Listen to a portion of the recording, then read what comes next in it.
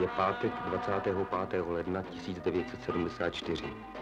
Jsme s kamerami na Bedřichově v místech, kde bude cíl 7. ročníku jizerské 50, nejmasovějšího lyžařského závodu, který je ve střední Evropě pořádán. Jako z udělání již 3. rok pronásleduje tento závod nepřízeň počasí. Volní silná vánice s větrem, v roce 1972 katastrofální nedostatek sněhu a pro změnu letos sněhu dost, ale za to hustá mlha. Ale nic nemůže odradit těchto skoro 5000 přihlášených od účasti na tomto velkolepém měření sil. Připravit celou 50kilometrovou trať a navíc pěkných pár kilometrů zvláštní části trati pro ženy, to dá pořádnou práci. Poslechněte si, co o tom říká ředitel závodu, mistr sportu Jirka Šimon. Tak v Jizerských horách zhruba před měsícem napadlo víc jak půl druhého metru sněhu, tak ten sliboval takovou dobrou, jak se říká, stopu toho vlastního závodu. Ale 14 dní před vlastním závodem došlo na celém našem území Jizerských hor k katastrofální oblevě, že místy byl sníh doslova vyplaven spodní vodou, pak přišlo znova umrznutí, takže ta práce, která byla vlivem uvolnění cest, protažení, uježdění, uválcování stopy ratrakem, byla zmařená a muselo se znova to prostě provádět. Navíc ještě v tomto týdnu zase byl trošku odměk, pak to přimrzlo, takže s tím ještě k včerejším dní jsme neměli do poslední chvíle jasno, zdali ten úsek z Králky do úsek pojede. Ano, přesně tak. Stovky a tisíce hodin práce, desítky a stovky obětavců a jediný cíl všeho snažení, dokonale připravená trať. Nesmíme zapomenout, že jizerské 50 se může zúčastnit každý. Vedle aktivních sportovců se na startu objeví i stovky těch, kteří třeba nikdy nezávodili. Nechtějí zvítězit, chtějí se jen zúčastnit. Ale proč? Znal jsem se s partou kluků, kteří zahynuli v Peru, jmenovitě Venca Urbana, Jirka Jech, s kterým jsme jako tyto 50 jezdili. Proto i přesto, že jsem se necítil včera dost dobře zdravotně, tak přesto jsem tento závod absolvoval, protože nechci vynechat ani jeden ročník. Moc dobrý kluci, kteří v tom Peru zahynuli a myslím, že si zaslouží tuto pozornost, aby tento závod se tímto způsobem jezdil i do budoucna a měl maximální podporu všech, myslím, představitelů města Liberce. To byla slova závodníka Štemberga z libereckého Slovanu. Ano, jizerská 50 je memoriálem expedice Peru, té nešťastné expedice, při které tak tragickým způsobem zahynuli ti, kteří stáli u zrodu tohoto závodu. Je v tom kus ryzího humanismu a lidské velikosti vzpomenout každoročně těch, kteří byli našimi přáteli a kamarády. Je neděle 27. ledna krátce po 8 hodině raní. Mlha se válí v Chochvalcích po pláni na Královce. Zde je místo startu. Chvíle mi není vidět ani na pár kroků. Závodníci jsou dokonale obeznámeni s tratí, ale přece, jak se budou orientovat v tak husté mlze? Sjet ze stopy, zabloudit někde v lesích? Ne, to by nemuselo dopadnout dobře. Všichni o tomto nebezpečí vědí.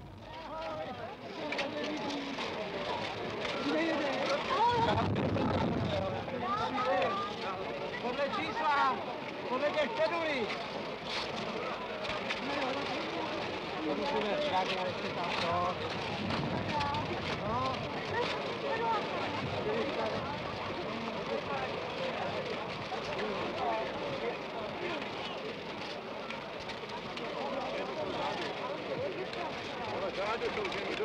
A dělejte za 5 minut start.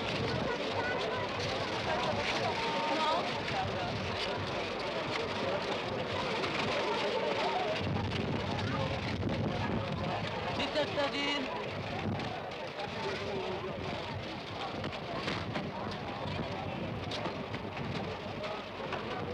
15 vteřin. 5, 4, 3, 2, 1.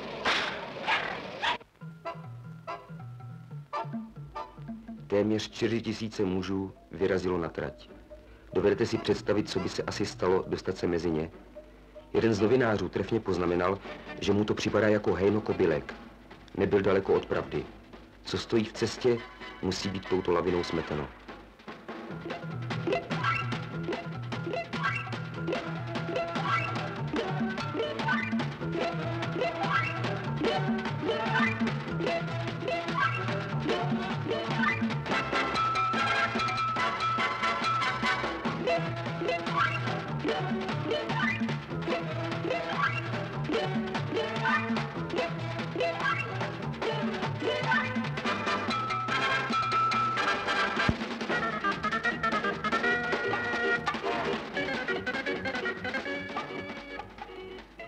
Ztratili se v bílé mlze a na startu jsou připraveny ženy. Ty vyrazí za několik minut.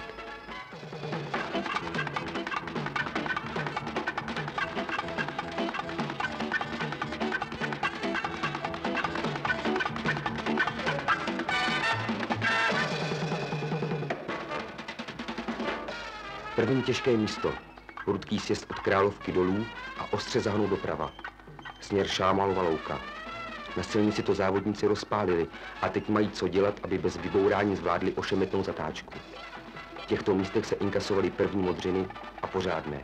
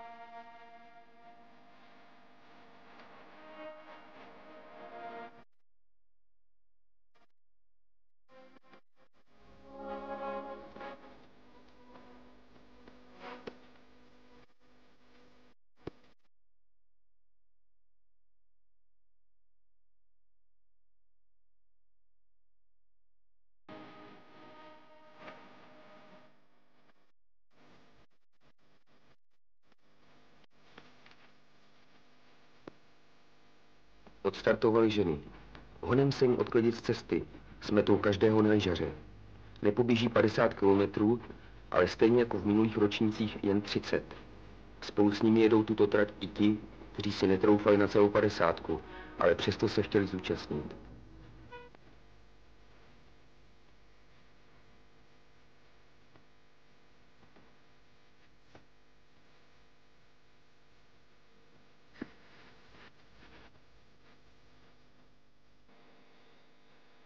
Opět ono ošemetné místo, kde pak ženy jedou daleko opatrněji.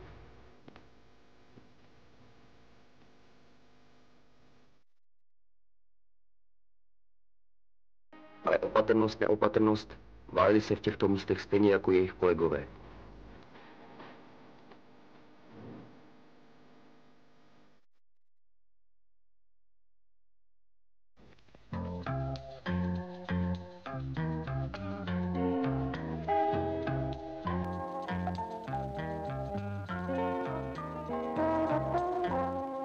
Kilometry ubíhají, ale do cíle je ještě dost daleko. Smědava, jedna z občerstvovacích stanic a polovina tratě pro ženy. Pod jednotlivých úsecích pracovalo zhruba asi 480 lidí, kteří zpracovávají tento závod. To jsou mnohdy lidi, kteří ten závod vlastně ani neuvidí, že? Ty jsou někde daleko dole, třeba při vaření čaje, že při tom transportu, že tak na 30 nákladních aut zainteresováno na odvoz, rozvoz potravin, potom vlastní sama organizace závodu, přiblížení závodníků v době startu. A co bylo, myslím, tím nejtěžším oříškem je vlastně ubytování v celém Liberci. Letošního závodu se zúčastnilo celkem 3998 mužů a 458 žen, tedy dvojnásobné množství než loni.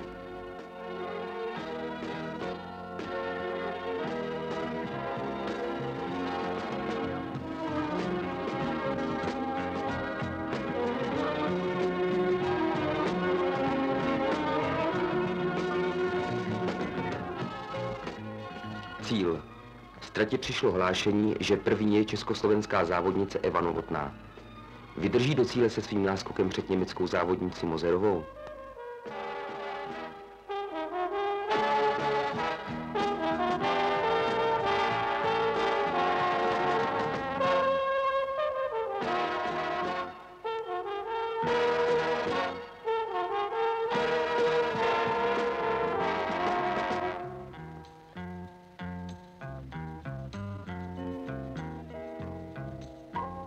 Ano, Eva Novotná první v cíli 30 žen.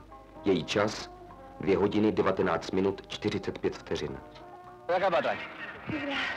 Dobrá, jo? Dobrá, ano. Jelo to dobře? Rychlý. Uvolněte ten prostor. Zatekli jste pomalý. Dobrý. Co jsme tam dali? Ten prostor. Jak se vám mělo? Přestaňte Docela vypadat dobře. jako volní. Časí, sníh. Výborně. Pěkný sníh, trochu tupej nahoře. Druhá je v cíli stejně jako v loni závodnice z NDR Mozerová, 2 hodiny 20 minut a 13 vteřin. Třetí, opět stejně jako v loni, Vladěna Kotlandová z Liberce, 2 minuty za Mozerovou.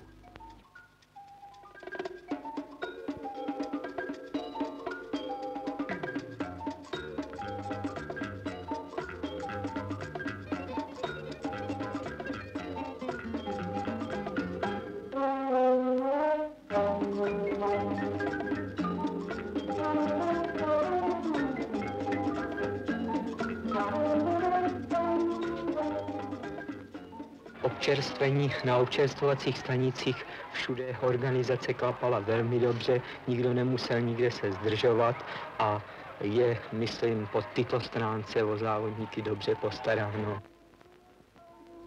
U cíle zatím Ratrak srovnal příjezd pro muže. Tihle chlapci si zaslouží zvláštní dík.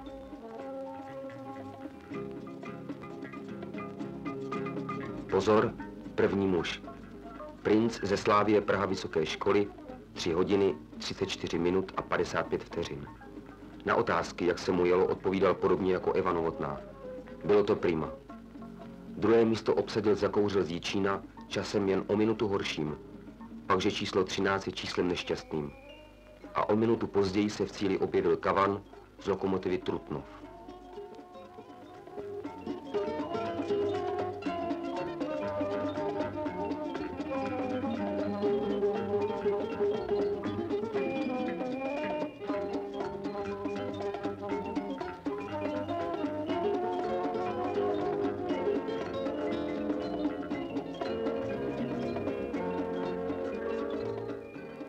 Ich heiße Christian Schlicke, komme aus Dresden, aus der Deutschen Demokratischen Republik und nehme dieses Jahr das 2. Mal an dieser Gebirgslauf teil.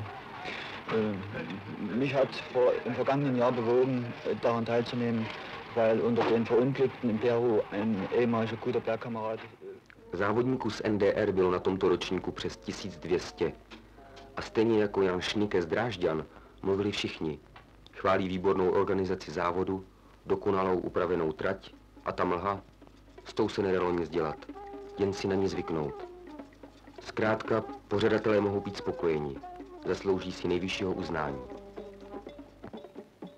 Tak nahoře na Královce byla tisková konference s čelnými představiteli města a byl přitomen i předseda Československé tělovýchovné organizace dr. Miroslav Hláváček, který tedy prohlásil, že tento závod jehož masová základna je tak veliká, je daleko vyšším přínosem, než cvičit před obrazovkou televizní. V těch možná stovky tisíce jiných, kteří nezávodili, si dneska řeknou, že to pro příště budou muset zkusit.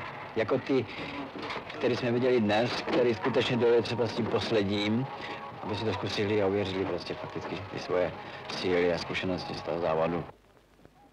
Věřím, že tento závod bude mít stejnou úroveň, jako má známý Vasův běh ve Švédsku. Myslím, že dnes se dá říct, že už tento běh se mu i vyrovná.